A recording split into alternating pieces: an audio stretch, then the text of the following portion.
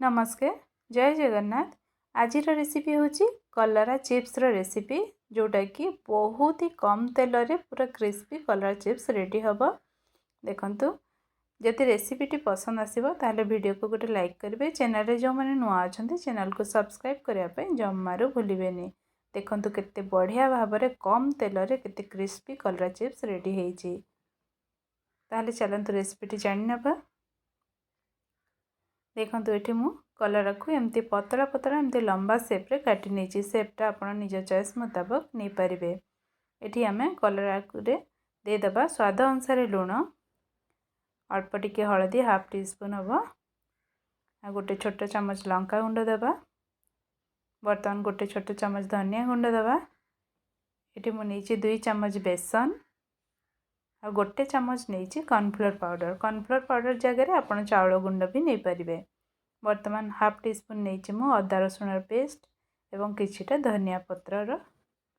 बर्तमान ये सब को आम बिना पानी देकी आपको गोले नवा। जेहेतु आम लुण देइचंती कलरारू पानी छाड़िबो सेही पानी रे ही आम मसला गुडी को भल भाव में मिसई नवा।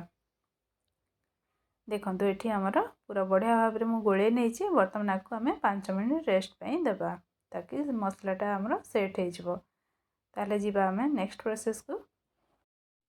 देखो ये मुझे गोटे पैन गरम करनी से 2 चमच रिफाइन तेल ऐड करवा। तेल गरम हो गला पर आम मैरिनेट करके रखिथिबा जो आम कलर गुड़िक एमती अरेंज करदबा एवं लो फ्लेम रे उल्टे पुल्टे की पूरा क्रिस्पी होगा पर्यंत आम भाजी नेबा। फ्लेम को सब बड़े लो ही रखिए। देखो मुझे अरेंज कर देती जेहेतु आम कंचा कलरा नहीं आम टिके लिड बंद करके कुक करवा नचेत सीझीबनी। देखो ये 5 मिनट पर लिड बंद कर देछि। फ्लेम आमर पूरा लो अच्छी। 5 मिनट पर देखो ये मुझे उल्टे नेबी एवं अदर साइड भी पूरा लाल हवा पर्यंत भाजी नेबी। फ्लेम को लो करके पूरा लास्ट पर्यंत लो फ्लेम रे ही करेंगे। देखो ये आमर पूरा कलरा चिप्स केते कम तेल भी केते बढ़िया भाव में रेडी होइछि। बहुत ही टेस्टी लगे फ्रेंड्स। एते टेस्टी लगे आप भात सहित कौन खाली पार्टी रे भी एमती खाईदेवे। छुआठू नहीं बड़ पर्यंत समस्ते खाइबे।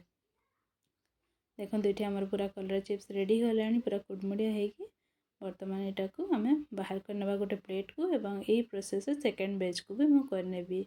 रेसिपी पसंद आसले वीडियो को गोटे लाइक करूँ। चैनल नुआ अच्छा चैनल को सब्सक्राइब करने जमारू भूलें। रोची नमस्कार जय जगन्नाथ।